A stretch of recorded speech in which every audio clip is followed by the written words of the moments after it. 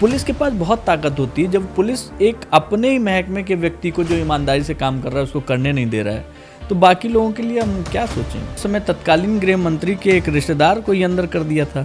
वर्दी से लोगों को डर लगता है। वो मुकदमा जो है लिखाया है किसी पत्रों ने, तो वो आदमी अपने ही है, देख लेना उनका। कुछ सेक्रीफाइस किए हुए कोई अच्छी चीज़ नहीं मिलती है। ईश्वर को ही संसार का पालनहारा कहा जाता है, तो मुझे जीवन की क्या चिंता है।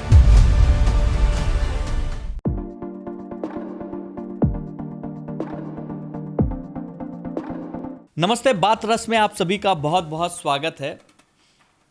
कभी गुलाब अगर हाथ में आप पकड़े होंगे तो उसमें कांटे आपको जरूर दिखते होंगे।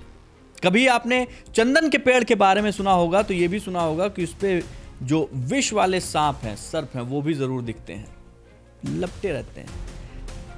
ऐसे में अगर मैं आपसे कहूं कि वर्दी में, पुलिस की वर्दी में, क्या आपने कभी किसी साधु संत महात्मा को देखा है, किसी भगत को? तो कई लोग कहेंगे पुलिस की वर्दी में भगत भैया नहीं हो सकता, लेकिन हुआ है। और इसका प्रत्यक्ष प्रमाण अगर आपको चाहिए तो आप गूगल पर बस एक नाम डालिए, retired deputy SP Surendra Singh Laur. आपको इसका प्रमाण ऑनलाइन तुरंत तत्काल निकल कर आ जाएगा, क्योंकि पुलिस महकमे में भगत जी के नाम से जो व्यक्ति प्रसिद्ध था, फेमस था, आज हमारे बात रस में वो अपना समय देने के लिए हमारे साथ आए हुए हैं। अगर आप उनको अगले 40 मिनट सुन लेंगे तो आगे के 40 साल आपके सफल हो जाएंगे, ये मैं तय मान के चलता हूँ। सर, बहुत बहुत स्वागत है आपका। मेरे पास इतना सारा रिसर्च मेरे हाथ में है और मैं चाहूँगा कि आज सब सारी चीज़ों पे आपसे बात की जाए। सबसे पहले तो हम लोग लौर सर आपका बहुत अभिनंदन करते हैं। उम्र के जिस पड़ाव पे आकर लोग ठहर जाते हैं, रुक जाते हैं, अपने आप को वो किसी काम का नहीं समझते हैं, उस पड़ाव पर भी आप ज़बरदस्त तरीके से एक्टिव हैं। क्या राज है इसका? बस ईश्वर की अनुकंपा है, आप लोगों की दुआएं हैं, उसी से चल रहा है। नहीं, आपकी डेली रूटीन भी जो है ज़बरदस्त होगी, क्योंकि नॉर्मली जो है बिना एक अनुशासित रूटीन के इस तरीके से उम्र के कितने साल के हो गए होंगे सर, अगर आप बताना चाहें? वैसे 83-84 साल का हो गया। 84 साल? लिखत पढ़त में 82 मेरी चल रही है। क्या बात है। 84 साल की उम्र में आप बाकायदा पूरी तरीके से, हम लोग जब नीचे से आ रहे थे हमसे ज़्यादा तेज आप चल रहे थे, हमसे ज़्यादा एक्टिव आप दिखते हैं। रूटीन क्या रहती है आपकी डेली की? मैं सुबह को 3:30 और 4 बजे के बीच में अवश्य जग जाता हूँ। 3:30-4 के बीच में। और इसके बाद में मैं 8-8:30 बजे तक, टेलीफोन अलग रहता है, मैं उसे देखता भी नहीं। अच्छा। कोई भी आए तो भी नहीं, और ज़्यादातर लोगों को पता है कि वो 8-8:30 बजे से पहले उनसे टेलीफोन से बात नहीं हो पाएगी। ठीक बात। क्योंकि मैं उसके बाद दैनिक कार्यक्रम करके फ्रेश होके मैं योगा करता हूँ, एक्सरसाइज करता हूँ और कुछ पूजा पाठ और थोड़ा ध्यान भी लगाता हूँ। तो 4 घंटे कम से कम मैं इस काम में बिजी रहता हूँ। और शाम को मैं 8 बजे और 8 और 9 के बीच में अवश्य ही सोने का प्रयास करता हूँ और सो भी जाता हूँ। बल्कि रात जो है कुछ लोग आ गए थे तो मुझे 8:30-9 के करीब बज गए, मैं लेट गया। तो बेटा मेरा दूध गर्म करके लाया और मेरे तख्त के पास में रख गया।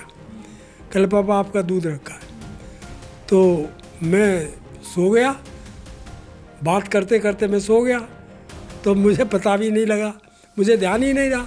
सुबह को कहने लगा, पापा मैंने तो आपको आवाज़ भी लगाई, आपका दूध रहेगा। मैं कोई बात नहीं, सुबह को पी लेंगे। तो अब पी लेंगे मैंने सुबह को। तो ये है कि कोशिश यही करता हूँ।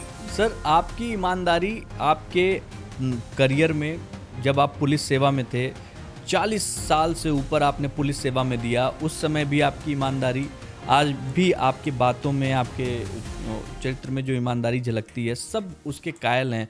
मेरे पास पूरे लिखित में मतलब लोगों के वो हैं। मैं अगर एक दो चीज़ें मैं चाहूँगा कि मैं आपको पढ़ के सुनाऊँ, जिससे आपको समझ में आए कि मैं क्या बोलना चाह रहा हूँ, किसके लिए बोलना चाह रहा हूँ। ये यूपी के जो पूर्व पुलिस महानिदेशक विक्रम सिंह जी थे, उन्होंने लिखा है कि सुरेंद्र सिंह लौर जैसे ईमानदार मातहत को अपना गुरु कहने में मुझे फ़क्र होता है और ख़ुद को गौरवान्वित महसूस करता हूँ। ये इनका स्टेटमेंट है विक्रम सिंह सर का। और ऐसे स्टेटमेंट, ऐसे कई स्टेटमेंट हैं। इसमें स्टेटमेंट श्रीराम अरुण जी का भी है, जो यूपी के पूर्व पुलिस महानिदेशक हैं। उन्होंने लिखा कि सुना था लौर के बारे में, मुलाकात हुई तो लगा कि एक इंसान में पुलिस की चारों खासियतें कैसे मौजूद हो सकती हैं। पुलिस की 4 खासियत सर, वो हमेशा श्रीराम अरुण सर बोलते थे कि पुलिस की 4 खासियत होती है। पहली कार्यदक्षता, दूसरा चरित्र, और तीसरा ईमानदारी, और चौथा परफॉर्मेंस। और इनका कहना है कि ये चारों चीज़ें आप में थी और ये बिरले ही मिलती हैं।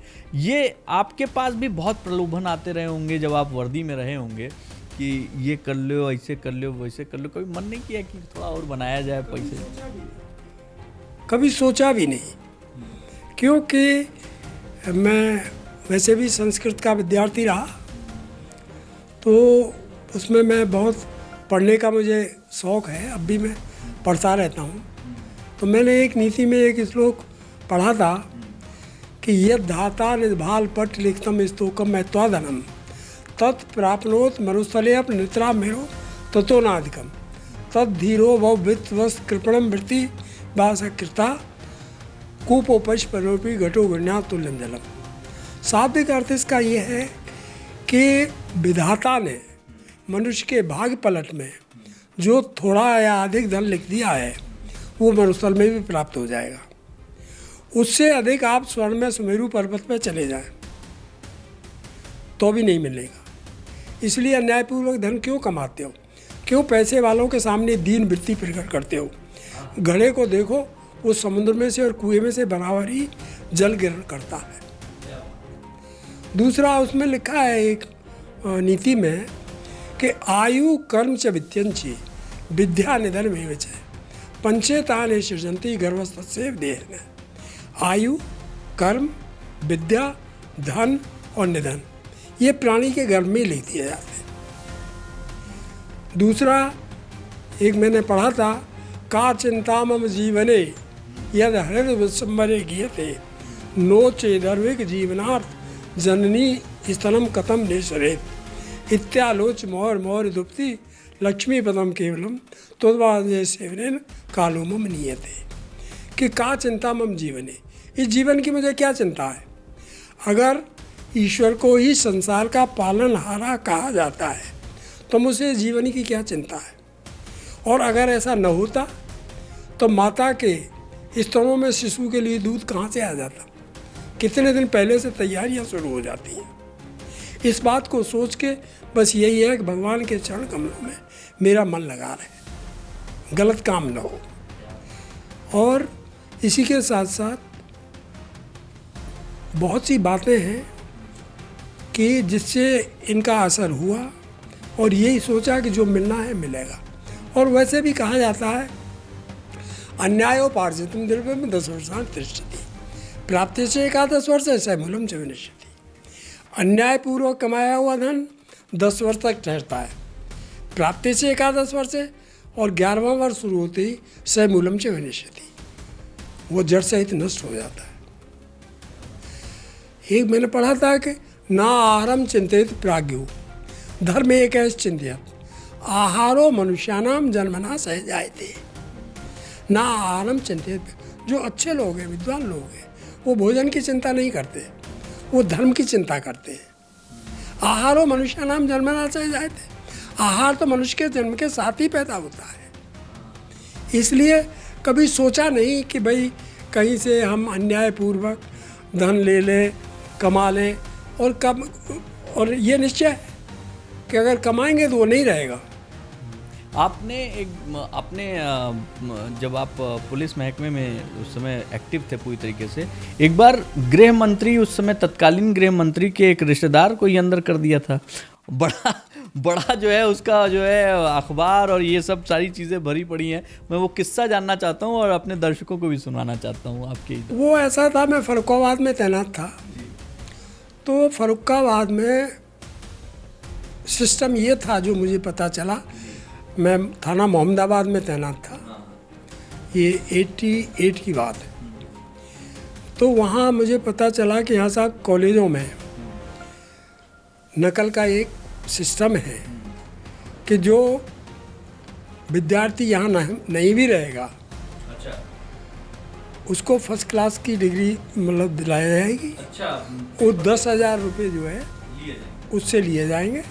88 में 10,000 रुपये काफ़ी होते थे। बहुत होते थे, बहुत होते थे। तो वो कहीं भी रहे उसकी जगह राइटर भी बैठाया जाएगा अच्छा और उसको फर्स्ट क्लास की डिग्री दी जाएगी। दूसरा 5,000 रुपये में 5,000 लिए जाएंगे, लेकिन कैंडिडेट को खुद आना पड़ेगा, खुद लिखना पड़ेगा, नकल दी जाएगी फर्स्ट क्लास की। अच्छा तीसरा 3,000 रुपये, उसमें सेकंड क्लास की नकल दी जाएगी और थर्ड क्लास की 2,000 रुपये में दी जाएगी। मतलब नकल दी ही जाएगी और पैसा उनको जो है- अलग अलग उनके कमरे ही इस तरीके से सेट किए जाते थे कि ये फर्स्ट क्लास वाला, ये सेकंड क्लास वाला, ये थर्ड क्लास, और 1,000 सबको देने हैं। 1,000 सबको देते सबको देने, चाहे नकल कीजिए चाहे मत। करिए मत करिए, कॉलेज में एग्ज़ाम दे रहे हैं 1,000 देना। 2-2, 2,500 स्टूडेंट्स के वो रहते थे। सब लोगों की मिली भगत थी, नहीं तो वहाँ कोई देखने वाला नहीं। तो वहाँ ये हुआ कि जो है जब मुझे पता लगा तो मैंने ये पूरा लिख के अपने एसएसपी महोदय को, डीएम महोदय को, इंस्पेक्टर ऑफ स्कूल्स को और इलाहाबाद बोर्ड को भेजा कि यहाँ ये सिस्टम है। वहाँ से फिर उन्होंने जांच वाँच भी हुई। तो एग्जामिनेशन पीरियड में, लेकिन अब क्या कहूँ कैसे रहा वो, उस पर जो है जो भी हुआ लास्ट में खैर वो 9 के 9 सेंटर सस्पेंड हुए। अच्छा हाँ, तो वहाँ एक रजिस्ट्रार थे वहीं के, वो एक उनका कॉलेज था। अच्छा अब उसमें जो है नकल होती थी। तो एक दिन एक वकील साहब की भतीजी वहाँ एग्ज़ाम दे रही थी, वो वहाँ उससे भी 1,000 रुपये मांगे गए। उसने अपने घर जाके बताया कि ऐसे ऐसे बात। तो वो वकील साहब आए, उन्होंने कहा भाई जब हमारी बेटी नकल नहीं कर रही है तो क्यों दें? कि नहीं, यहाँ तो देने ही पड़ेंगे, और तुम यहाँ नेतागिरी कर रहे हो। नेतागिरी करने के लिए आए हो। और उसको दौड़ा लिया, उसको पीटा पाटा, उस पर फायर भी कर दिया और पकड़ के साहब उसको जब बहुत खुशामद के बाद नाक रगड़वाई तब उसको छोड़ा। खैर वहाँ से जैसे तैसे छूट के वो थाने आ गया। थाने आने के बाद में उसने बताया साहब ऐसे से हुआ। तो मैं बोला मेरे भाई हम आपकी कोई मदद नहीं कर पाएंगे। अरे साहब मैं और कहाँ जाऊँ, आप भी नहीं करेंगे तो। कह लगे साहब वो, मैंने कि भाई आप कल को फैसला कर लोगे। कह लगी लानत है, मैं जो फैसला करूँ ये वो। उसने बहरहाल उसको हमने पक्का कर लिया कि ये फैसला नहीं करा है। इसके बाद हमने कहा ठीक है तो आप रिपोर्ट लिखा दो। उसने 307 की तहरीर दी, मैंने मुकदमा कायम करा दिया। और मैं जो है वहाँ से फोर्स लेके मैं गया रजिस्ट्रार साहब के ऑफिस और मैंने कहा कि वकील साहब की डॉक्टरी करा दो। उसको डॉक्टरी के लिए भेज दिया। मैं वहाँ चला गया। जब मैं कॉलेज में पहुँचा तो रजिस्ट्रार साहब थे ही वहाँ। उससे पहले एक बार मैं जब उनके यहाँ गया था तो मैंने उनको कहा था, मैं भाई एग्जामिने पीरियड में रजिस्ट्रार साहब ये गेट खुला रहना चाहिए। कह लगा ये हमारे विवेक के ऊपर डिपेंड करता है साहब, हम खुला रखें या बंद करें। मैंने कुछ नहीं कहा, मैंने कि अगर तुमने कुछ कहा तो ये बवाल करा देगा यहाँ। मैं सुन के चुपचाप चला आया हूँ। इसके बाद जब मैं ये रिपोर्ट हो गई तो मैं पहुँचा तो रजिस्ट्रार साहब के पास रिवाल्वर का लाइसेंस था। वहाँ मिले, उनकी बीवी उसमें मैनेजर थी। और साहब मैंने उनसे पूछा, 2 बॉडीगार्ड रखता था जिन पर राइफलें थी। मैंने भाई वो एक वकील साहब गए हैं, वो आपके खिलाफ तहरीर दे रहे। अरे साहब वो यहाँ साला नेतागिरी कर रहा था और जो है ऐसे ऐसे था। मैं तो वो यार रिपोर्ट लिखा रहा है। कह लीजिए मैं भी लिखाऊंगा उसके खिलाफ। मैंने कहा चलो तो आप भी चलो। तो वो तैयार हो गया मेरे साथ। मैंने क्या लगा जी वो मैं अपनी गाड़ी से चल रहा हूँ। मैंने कहा यार आप मेरे साथ बैठे, आपकी गाड़ी में ये आपके गार्ड और मेरे सिपाही बैठ जाएंगे। मैं उसको थाने ले आया। थाने ला के मैंने दीवान जी से कहा, मैं दीवान जी वो वकील साहब कहाँ गए? कल साहब डॉक्टरी कराने गए, मुकदमा लिख गया है। मैं तो फिर ये मुलजिम है रजत साहब का, हाँ साहब ये है, और 2 इनके गार्ड हैं। तो मैंने कि इनकी तलाशी ले लो, इनको बंद कर दो। जब उनका रिवॉल्वर उतारा और राइफलमैन की राइफल ली और जब हवालात पे को लेके चले, कह रहे साहब मैं भी लिखाऊँ, मैंने कहा आपका भी लिखा जाएगा। जब हवालात खोली, मैं अंदर करी तो कहने लगा कि साहब आप चाहें तो मुझे बाहर भी रख सकते हैं। मैंने कहा ये हमारे विवेक के ऊपर डिपेंड करता है कि हम आपको अंदर रखें या बाहर रखें। और मैंने उसको अंदर कर दिया। इसके बाद जैसे उसने कहा साहब मैं रिपोर्ट लिखाऊंगा, मैंने उसे जीडी में बाकायदा तस्करा लिखा कि मुलजिम हवालात ने इच्छा प्रकट की कि वो भी FIR दर्ज कराना चाहता है। ऐसे कागज़ कलम उसको उपलब्ध कराया गया। जो उसने लिख के दिया मैंने उसका भी मुकदमा लिख दिया। वो तो चले गए जेल पे। दूसरे दिन जब जेल जाने लगी तो सिपाही उसे कहने लगा कि साहब मेरे पास 2 गाड़ी है, एक गाड़ी ले लो, चाहे 3 लाख 4 लाख जो भी हो पैसे ले लो, पर मुझे मेरी गाड़ी से भेज दो। सिपाही ने मुझे बताया, मेरा स्टाफ बहुत अच्छा रहता था, उन्होंने मुझे बताया था रजिस्ट्रार ये कह रहे हैं। अच्छा, मैंने कहा ऐसा करो भैया, ये बहुत इम्पोर्टेंट आदमी है, पैसे वाला है, इसकी क्षेत्र में धाक है, कहीं कोई वारदात न हो जाए। तो मैंने कहा एक खुला टेम्पू लाओ, गणेश चलते थे वहाँ बिना छत वाले, मैंने कहा वो लाओ और इंतज़ाम से ले जाना, कहीं कोई छीन ले या कोई वारदात न हो जाए। खैर वो ले आएगा, ला के मैंने उसमें 2 राइफलमैन आगे लगा दिए, 2 राइफलमैन पीछे लगा दिए। तो सब देखे उसमें कि कौन जा टेम्पो में।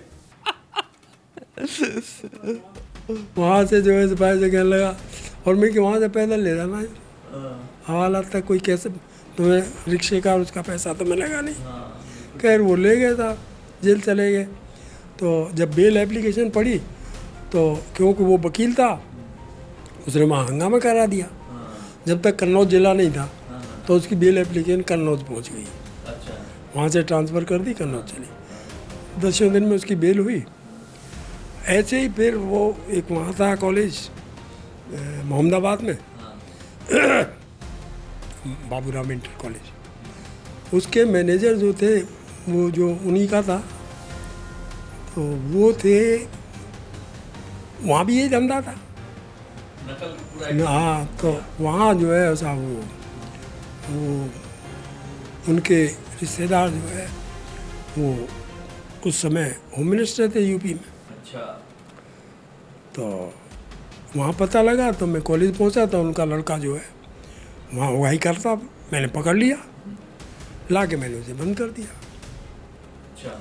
बंद कर दिया तो पहले CO साहब आए, फिर कप्तान साहब भी आए, कह रहे यार तुम्हें पता नहीं है ये होम मिनिस्टर का रिश्तेदार है। मैं हाजिर, पता है कि ये भी पता है, 3 दिन पहले उनके यहाँ खाना खा के गया, मैं हाजिर, मैंने ड्यूटी लगाई थी, फिर भी आपने बंद कर दिया। मैंने गलत कर दिया क्या साहब? कह रहे अब वो जांच कराएगा। तो मैं थोड़ा मुस्कराया, कैसे हंस रहे हो? मैंने कहा सर जो मेरा काम था वो मैंने कर दिया, अब जो उनका काम है वो करेंगे। तो उनका स्टेटमेंट भी आया पेपर में, कटिंग भी रखी है मेरे पास अब तक, कि इसकी जांच कराई जाएगी। शायद राज्य मंत्री थे, क्या थे, होम मिनिस्टर। तो खैर जांच वाँच भी हुई, कुछ हुआ या नहीं। और उसमें रजिस्ट्रार साहब ने जो है मेरे खिलाफ, उनकी पत्नी ने मेरे खिलाफ दरख्वास्त दे दी, और वो एक SP थे, वो उनके मिलने वाले थे। वो उस वक्त उसमें थे स्पेशल इंक्वायरीज़ में। उन्होंने मेरे खिलाफ दरख्वास्त दे दी। तो वो जांच वाँच में आए, उन्होंने जो बयान लिखे कर्मचारियों के बीच सबके, तो सबको धमकाते थे। मैंने इसका GD में तस्करा भी लिख भी दिया। तो इसके बाद में मैं IG थे स्पेशल इंक्वायरीज़ के, उनके पास गया मैं, क्योंकि वो SP और ये रजिस्ट्रार मैनपुरी में साथ साथ रहे थे, मुझे पता लग गया था। अच्छा। तो मैंने कहा भाई ये तो उनके पेपर में ही रहेंगे। तो मैं वहाँ गया लखनऊ स्पेशल इंक्वायरीज के IG साहब के पास, मैंने स्लिप भिजवाई, उन्होंने बुला लिया। तो मुझे कहने लगे देखते ही, आप ही हैं लॉयर? मैंने कहा जी सर। आप ही कहते हैं कि साला IG क्या करेगा? मैंने कहा सर ये मुझे पता है कि IG क्या करेगा, दरोगा का, इंस्पेक्टर का, लेकिन वो मैंने कि कप्तान साहब ने कहा होगा आपसे। तो खैर वो अच्छे आदमी थे, उन्होंने कहा हाँ कप्तान साहब ने कहा है। मैंने कि उन्होंने इसलिए कहा है कि जिससे आप उनकी बात में कोई रोड़ा न अटकाएं। तो कह लगे भाई अब तो वो जांच पूरी हो गई तो मैं कुछ कर नहीं सकता। मैं ठीक है साहब, नहीं कर सकता। मैं वहाँ से चला आया। मेरे खिलाफ मुकदमा कायम हो गया 7 PCR एक्ट का उस जमाने में। कोई बात नहीं, तफ्तीश चलती रही। कानपुर में उसका इन्वेस्टिगेशन हो रहा था, क्यों कानपुर रेंज का ही मामला था। तो मैंने जो है बयान देने भी गया। मैंने उनसे कहा, मैंने भैया जो सही है वो कर दो। तो वो इंस्पेक्टर कहने लगे, साहब क्या सही कर दें, SP ने मुकदमा कायम कराया है तो हम कैसे इसमें फाइनल रिपोर्ट लगा दें। SP की जांच के ऊपर रिपोर्ट कायम हुआ है मुकदमा। कल को ये होगा कि इंस्पेक्टर ने जो है SP की रिपोर्ट जो है किनारे कर दिया। मैं ठीक है, जांच चलती रही। 4 साल हो गए। जब मेरे प्रमोशन का टाइम आया तो मैंने सोचा मैंने कि अब तो ये जांच तुम्हें इफेक्ट करेगी। तो मेरे साथ जो है जो ADG थे एंटी करप्शन उसके CID के, हाँ मैंने उसमें एक दरख्वास्त दे दी। मैंने कि ये जो है स्पेशल इंक्वायरी से जांच न करा के, इन्वेस्टिगेशन न करा के इसका, जबकि वही वाले करते, मैंने कि इसका CID से करा लिया जाए। खैर वो उस पर कार्रवाई हो गई, वो CID को तफ्तीश ट्रांसफर हो गई। CID में भी साहब वो चलता रहा जब ये तफ्तीश हो रही थी। तो मैंने ठीक है कोई बात नहीं।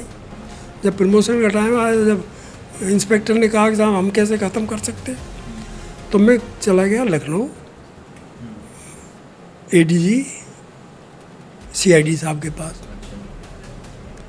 अच्छे अधिकारी थे, H राव। उनके पास गया तो मैंने बड़े भाई से उन्होंने बुला लिया। हाँ बताओ भाई लॉर्ड। मैंने कि सर मेरी एक आपके यहाँ जांच चल रही है और उसको 4-5 साल हो गए। तो मैंने कि मेरा हैरेसमेंट हो रहा है, तो मैं ये कहने आया हूँ। ये कहने नहीं आया कि आप उसमें मेरी कुछ मदद करें, मैं ये कहने आया हूँ कि जो सही है वो हो जाए। कलर भाई सही होगा, मैं सही नहीं हो रहा है इसीलिए मुझे यहाँ तक आना पड़ा। ये कहते हैं SP ने मुकदमा कायम करा है, तो फिर जांच की भी ज़रूरत नहीं है साहब, फिर तो वैसे ही कार्रवाई करती जाए। और जब इन्वेस्टिगेशन हो रहा है तो फिर वो सही हो जो भी है। कि ठीक है मैंने कि जो सही होगा, मैंने कि सही नहीं हो रहा है इसलिए मुझे आना पड़ा। क्यों सही क्यों नहीं हो रहा? मैं उसमें IG साहब इंटरेस्टेड हैं कि IG साहब ऐसे ही थे कि वो क्यों इंटरेस्टेड है। मैंने पहली बात तो वो पार्टी पैसे वाली है, दूसरी बात उसने टीचर रख रखी हैं स्कूल में, उन टीचरों को लेके IG साहब के यहाँ घूमता रहता है। तो वो समझ गए तो कह लगे ठीक है। उन्होंने घंटी बजाई, सिपाही आया, कह लगे भाई देखो IG साहब बैठे हैं क्या। IG साहब उस वक्त थे नहीं, तो उनकी शोहरत भी वैसी ही थी। तो IG कह लगे उनके कमरे, उसने बताया था है नहीं, कि कमरे का ताला लगा दो और चाबी मेरे यहाँ रख दो, जब वो आए तो पहले मुझसे मिले। कह लगे ठीक है लॉर्ड, ठीक होगा। मैं देख लें साहब 4-5 साल हो गए, नहीं तो मैं यहीं आपके दरवाजे पे भूख हड़ताल कर दूँगा। बिल्कुल कर देता, क्या दिक्कत है, बर्खास्त ही तो करते न्याय के लिए, क्योंकि अन्याय को सहन करना भी तो पाप है। तो मैं साहब जो वहाँ से कल लेने चाहिए, ठीक होगा। ईश्वर की मेहरबानी, सद्बुद्धि दी उन लोगों को। 1 हफ्ते में मेरे पास खबर आ गई कि तफ्तीश द्वारा फाइनल रिपोर्ट समाप्त कर दी गई है। तब साहब उसमें से मैं पुलिस महकमे में होते हुए भी आपको अपने ईमानदारी से काम करने के बावजूद मुकदमा भी आप पे हो गया सर, और उसके बाद आप उसको 4 साल झेलते भी रहे। पुलिस के पास बहुत ताकत होती है, जब पुलिस एक अपने ही महकमे के व्यक्ति को जो ईमानदारी से काम कर रहा है उसको करने नहीं दे रहा है, तो बाकी लोगों के लिए हम क्या सोचें? ऐसा है कि जो CID हम कहते हैं, मैं भी CID में रहा हूँ, तो आदमी ये सोचता है भाई CID में तफ्तीश होगी तो अब न्याय होगा। लेकिन ये मेरी व्यक्तिगत राय है, मैं किसी को इस पर थोपना नहीं चाहूँगा, लेकिन मेरी राय में वो उचित नहीं था। CID में तफ्तीश चली जाती है। देखिए आप किसी को ज़बरदस्ती ईमानदार या ऑनेस्ट नहीं बना सकते जब तक आपकी स्वयं की इच्छा नहीं होगी, स्वयं ही आप उसके बारे में नहीं सोचेंगे। कोई आप पे दबाव डालता रहे तो आप उससे आप ईमानदार नहीं बन सकते। एकदम सही बात है, एकदम सही बात है। हम लोग कायदे से देखा जाए तो पुलिस महकमे के पास बहुत पावर है सर, वर्दी में बहुत पावर है। मतलब अगर आप एक दरोगा के रूप में किसी जगह पे थे, हम मेरे पास बहुत सारे जो है क्या नाम है लेटर्स हैं, उन लेटर्स में बाकायदा लोग चिट्ठियाँ लिख लिख कर भेजे हुए हैं कि भाई मुझे जो है क्या नाम है आपसे बात करनी है। मेरे पास ये इस तरीके की चिट्ठियाँ, ये 75 की चिट्ठियाँ हैं मेरे पास जो लोगों ने लिख के भेजी हैं, और उसमें बाकायदा रिक्वेस्ट की गई है कि ये ऐसे कर दिया जाए कि सर एक बार मुझसे मुलाकात कर लीजिए, चीज़ें कर लीजिए। अब जो पुलिस प्रशासन है, अब जो पुलिस महकमा है, वो उस पावर का उपयोग कम, दुरुपयोग ज़्यादा करता है दिखता है, क्योंकि अब लोग जो है परेशान रहते हैं। अब वर्दी से लोगों को डर लगता है, अपने खुद की चीज़ें बताने में लोग डरते हैं। तो वही मैं प्रसंग बता रहा था कि CID वाले बात। तो एक मैं तफ्तीश कर रहा था, मेरठ में एक मर्डर हो गया था, तब मैं CID में था। तो वहाँ साहब जो है 8 मुलजिम थे, उसमें एक मुलजिम मर गया जो नेम्ड थे, एक को मैंने निकाल दिया, 6 का मैंने चालान कर दिया। तो मुझे तलब कर लिया गया साहब लखनऊ के साहब जो है। मैं गया तो पूरी मीटिंग बैठी, उसमें ADG साहब भी, SP साहब भी और LA जो लीगल एडवाइज़र होते हैं वो भी। तो उससे ADG साहब कहने लगे भाई आप उसी एविडेंस पे 6 का चालान कर रहे हैं और एक को निकाल रहे हैं। मैंने कहा जो सही है वो कर रहा हूँ। तो कहने लगे यू आर नॉट ए जज। मैं sorry sir, I am not a clerk. भाई जज नहीं हूँ तो मैं बाबू भी तो नहीं हूँ, फिर इन्वेस्टिगेशन का क्या फ़ायदा हुआ कि आपने जो कहा आपने वही कर दिया। तो कहने लगे कि मैंने कहा सर गलत कराना है तो किसी और से करा लो, सही कराना है मुझसे करा लो, गलत आपसे कौन करा रहा है? ये कोई नहीं कहेगा कि तुम गलत कर दो, चाहेंगे सब लेके कर, कहेगा कोई नहीं। तो मैंने कहा ठीक है। तो कह लगे गलत आपसे कौन करा रहा है? मैंने कहा ये LA साहब कराना चाह रहे हैं, यही तो राय दे रहे हैं। तो LA वही बैठे थे, कह लगे नहीं सर मैं ये कह रहा हूँ, ये इसमें ये और लिख दें तो इनकी बात को बल मिल जाएगा। मैंने कहा सही काम के लिए जो कहोगे वो लिख दूंगा, लेकिन गलत नहीं कर पाऊंगा। फिर वही हुआ था, जैसे मैंने कहा वैसे ही हुआ। तो मैं एक बात वो बता रहा हूँ कि फिर वहाँ एक वो थे IG थे मिस्टर गणेश्वर झा, अच्छे अधिकारी थे, वो मेरे SP भी रहे थे। तो मैंने एक बार उनसे कहा मेरे साथ CID यहाँ हेडक्वार्टर से हमको बड़ा फ़ायदा है। कह लगे क्या? मेरे साथ हम वहाँ से ड्राफ्ट बना के भेजते हैं, केस डायरी बाद में लिखी जाती है, जो उस ज़माने में होता था। जब वहाँ से अप्रूवल हो जाता है तब केस डायरी लिखी जाती है। तो मैंने की जो है ये केस डायरी जो है हम ड्राफ्ट बना के भेजते हैं चार्जशीट का, तो यहाँ से जाता है कि नहीं इसमें तो फाइनल रिपोर्ट लगाई जाए, और हम फाइनल रिपोर्ट का भेजते हैं तो कैसे चार्जशीट लगाई जाए। हाँ, तो कह रहे यार भाई क्या बताएं, वैसा इससे हमें बड़ा फ़ायदा है। कह रहे क्या? कि हम चार्जशीट लगाना चाह रहे हैं, तो हम यहाँ से बताए फाइनल रिपोर्ट लगा, तो हम मुलजिम को बताते हैं कि साले चार्जशीट लगा रहे हैं, तो वो कहेगा कैसे बचाओ, क्योंकि यहाँ से पहुँच गया फाइनल रिपोर्ट लगाओ, तो अपना उससे काम हो जाता है। और फाइनल लगाते हैं तो मुलजिम मुद्दई से कहते हैं कि लगा तो फाइनल रिपोर्ट रहे थे, लेकिन तू कहे तो चार्जशीट लगा दे। कह रहे क्या बताए लॉ साहब, क्या किया जाए। तो वही है, मैंने कही चाहेंगे लेकिन गलत के लिए ये कोई नहीं कहेगा कि गलत कर दो। शुरू की मेरी नौकरी थी, 68-69 की बात है, मैं यही साहिबाबाद में तैनात था। तो एक नहर पे से पेड़ कट गया, पतरोल ने मुकदमा कायम करा दिया। पतरोल ने, पतरोल जो होते हैं शीशम काटने का। तो मैंने उसके यहाँ रेड वेट की, दिल्ली नज़दीक है, वो अपना कहीं पहुँच गया, किसी मंत्री जी से टेलीफोन करा दिया। एसओ ने टेलीफोन सुना कि भाई वो ऐसे ऐसे अपने आदमी है, उसे देख लीजिए। कैसा वो लॉर्ड साहब तफ्तीश कर रहे हैं। मैं पास में ही बैठा था, तो उसने टेलीफोन मुझे दे दिया। तो जैसे ही बात हुई कि मंत्री फला बोल रहा हूँ मैं, जैन सर बताए सर। कह लगे भाई लॉर्ड साहब वो मुकदमा जो है लिखाया है किसी पतरोल ने, तो वो आदमी अपने ही है, देख लेना उनका। मैंने कहा सर आप सही चाहते हैं या गलत? अरे भाई हम तो सही चाहते हैं। तो मैं सही होगा सर, अगर गलत हो तो फिर टेलीफोन कर देना, गलत नहीं करूँगा। ठीक है। मैंने अपने हल्के के सिपाहियों को कहा, मैं भाई मंत्री जी का टेलीफोन आया है, सही काम चाहते हैं, जल्दी पकड़ो।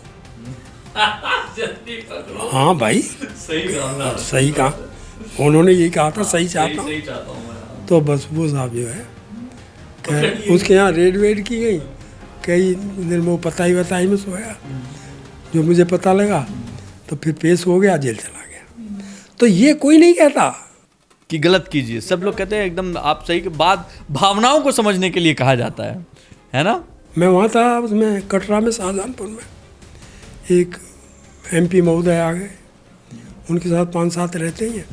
एक लड़का था जिसके बारे में बड़ी शिकायत थी कि साहब ये तमंचा लेके घूमता है, धोस देता है, ये करता है, पैसे उगाता है। तो मैं उसके एक्शन के लिए उसके पीछे था।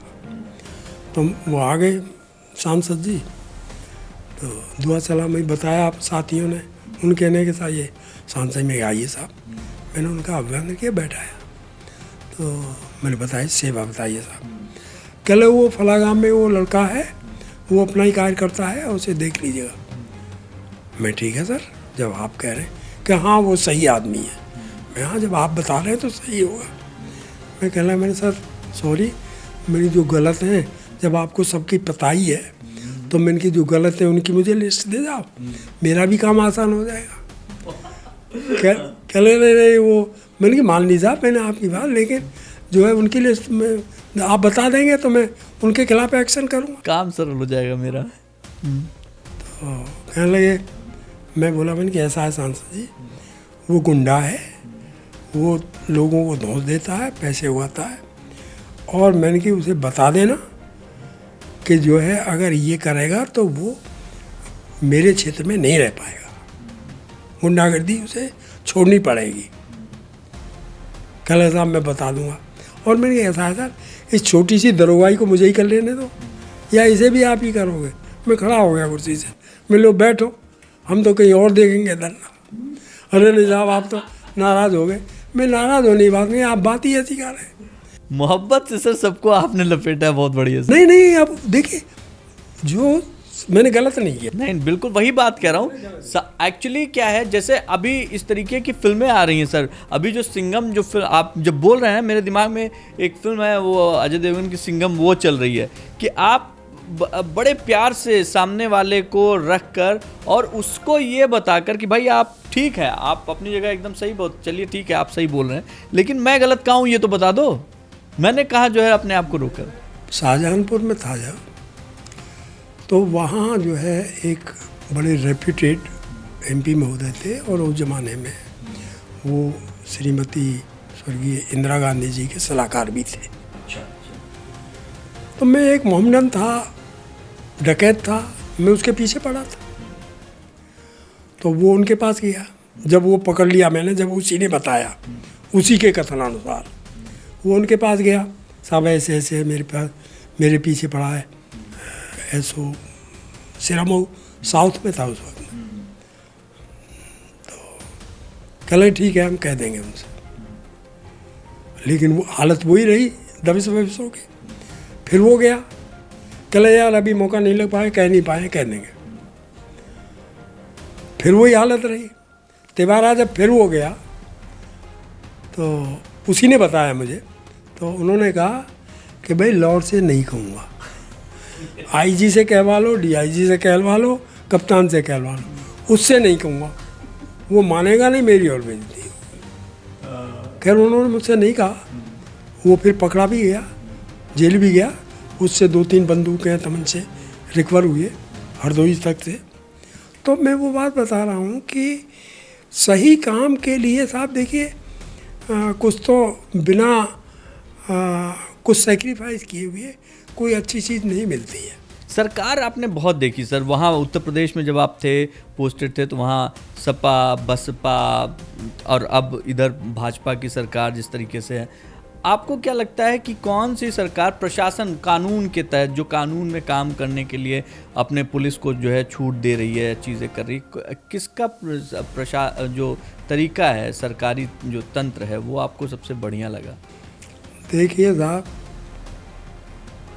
हर गवर्नमेंट पुलिस को अपने साथ अपने उसमें रखना चाहती है। दिल्ली में भी आपने देखा होगा, बहुत झगड़ा हुआ, केजरीवाल और उनका के साथ पुलिस हमारे अंडर में होगी, क्योंकि पुलिस से ही नेतागिरी अच्छी चमकती है। क्योंकि वो थाने में विधायक जी ने या किसी भी छोटे मोटे नेता ने टेलीफोन कर दिया, ये हमारा आदमी है, तो बस ठीक है, उसकी चमक गई कि साहब जो है विधायक जी ने मेरा ये काम करा दिया। तो जब ये सब चाहते हैं तो फिर किसको अच्छा कहें? मैं किसी की बुराई नहीं करना चाहता कैमरे पे। तो ये है कि पुलिस से सब भाई मुझे ज़्यादातर विपक्षी पार्टी का माना गया कि ये जो है, क्यों कि जो शासन में होता है वो अपना हर काम जो है कराना चाहता है। जो भी है तुमने कह दिया वो हो जाना चाहिए, अगर नहीं हुआ तो ये सारा दूसरी पार्टी का है। तो ये होता था।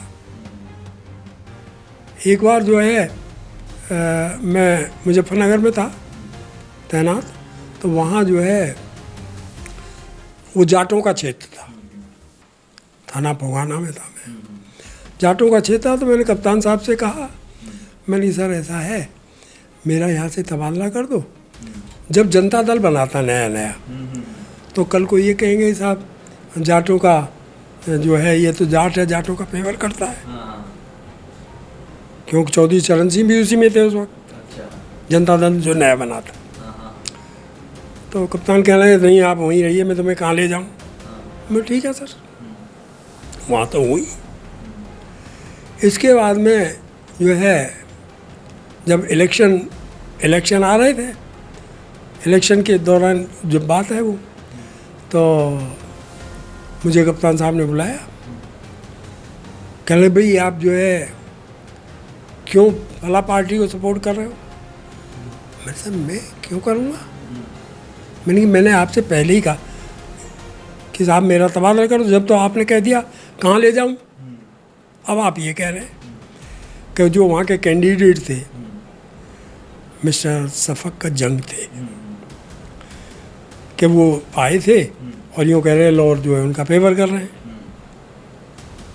तो मैं कहने लगा नहीं सर, मैं दूसरी बात ये है कि फेवर तो मैंने आपसे पहले ही कहा था कि फेवर, तो अब तो आप ये कह रहे हैं। और अगर मुझे ये बात पहले पता लग जाती कि मेरे रहने से शफक जंग हार जाएंगे, तो मैंने कि मैं महीने 2 महीने पहले रिटायरमेंट लेके मैं इलेक्शन ही लड़ लेता उनके खिलाफ, फिर तो मैं जीत ही जाता। कहले तुम बेकार की बात मत करो, क्या किया जाए, मेरी छुट्टी दे दो। उन्होंने मुझे 1 महीने की छुट्टी दे दी, जबकि इलेक्शन में चौकीदार तक को छुट्टी नहीं मिलती है। मैं 1 महीने की छुट्टी चला गया। तो जब रिजल्ट आया तो उसमें श्रीमती इंदिरा गांधी हार गई। तो मैं दूसरे ही दिन वापस आ गया। मैं कप्तान साहब से मिला, लॉर्ड आ गए। मैं जी अभी कहाँ, भी तो मेरे 5-7 दिन की बाकी है छुट्टी। कहला नहीं तुम जाके ज्वाइन करो। मैंने अपने जीवन में कभी किसी, मतलब मैं 20 साल से पत्रकारिता कर रहा हूँ, कभी किसी पुलिस वर्दी वाले किसी अधिकारी के लिए इस तरीके का पैम्फलेट नहीं देखा।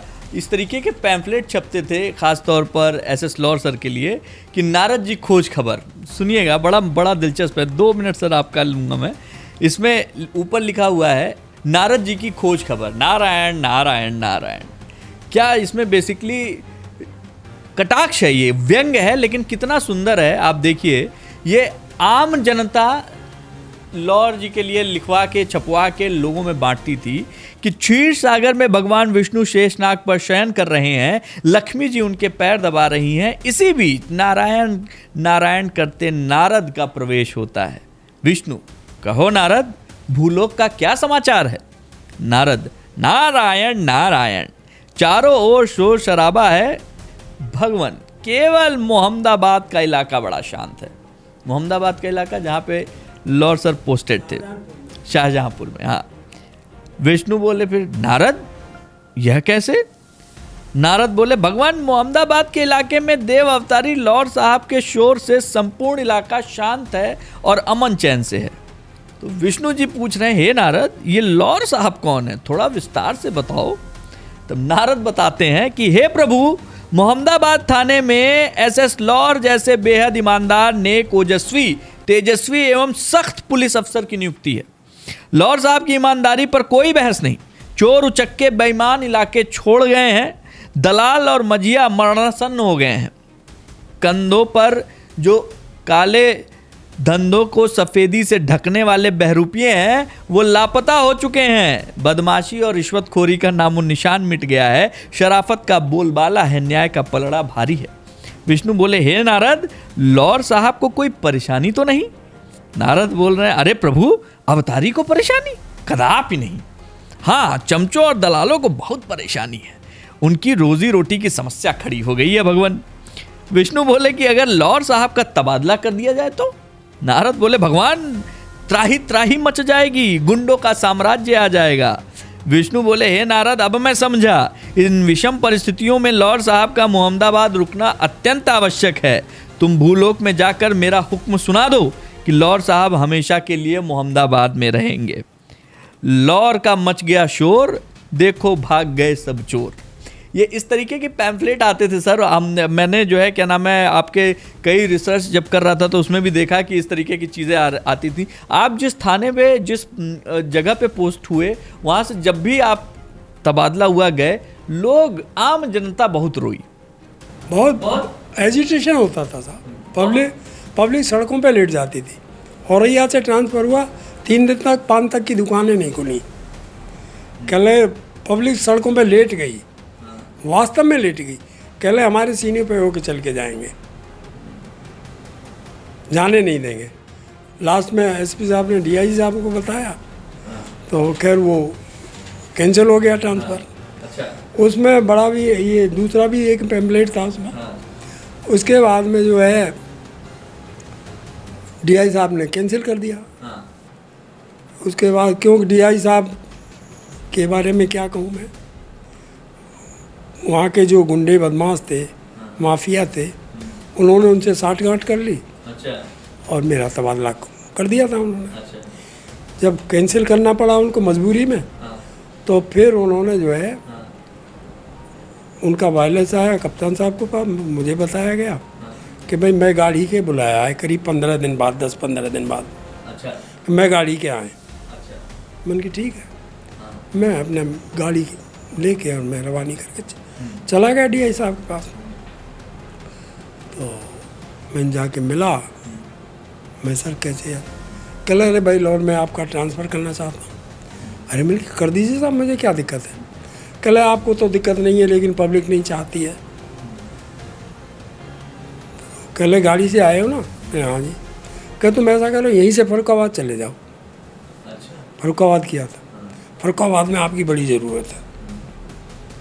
मैं ठीक है सर, लेकिन मैं रवानी करके आऊँगा, यहाँ से कैसे चला जाऊँ? चार्ज दे के आऊँगा। कल मेरे पास आप रवानी करके आए हो? मैंने हाँ जी। चार्ज भी किसी को दे के ही आए होंगे? मैं हाँ जी।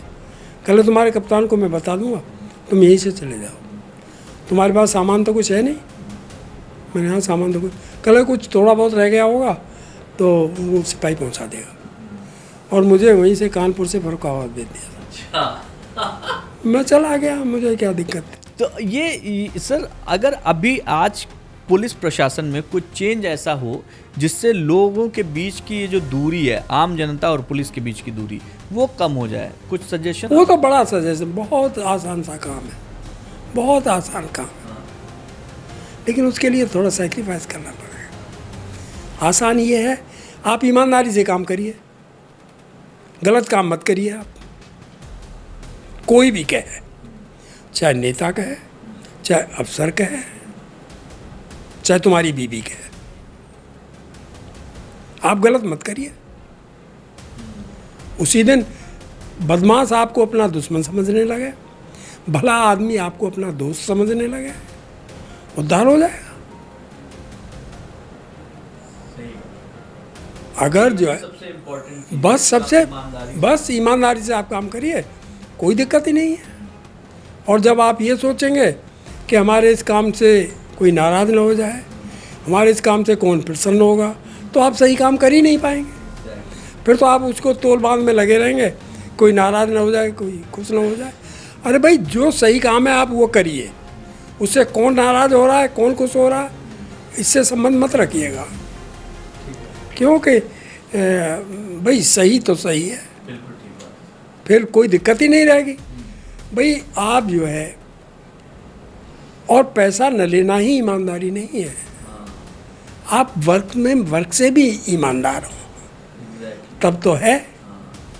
आप काम सही नहीं कर रहे, ईमानदार हैं आप, पैसा रिश्वत नहीं लेते हैं, लेकिन आप काम सही नहीं करते, किसी के कहने से ये कर दिया, किसी के कहने से, तो काहे के ईमानदार है?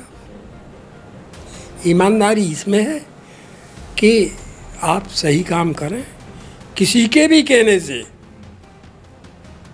आप गलत काम न करें, अपने आप संबंध अच्छे हो जाएंगे। सर, इसमें कुछ और भी कहानियां हैं मेरे पास, कुछ और भी पन्ने हैं जिसको मैं पलटना चाहूँगा, लेकिन वो सारे पन्ने, वो सारी कहानियां आपको अगले एपिसोड में सुनाई जाएंगी, अगले एपिसोड में दिखाई जाएंगी। हम इस एपिसोड को यहाँ विराम देते हैं। सर, बहुत बहुत शुक्रिया आपका। मतलब आपका आना हर बार जो है, जैसे होता है ना, आँख खुल जाना, कुछ आशीर्वाद प्राप्त कर लेना, कुछ इस तरीके का होता है। मैं बहुत धन्यवाद दूंगा sir. Thank you so much हमसे बात करने।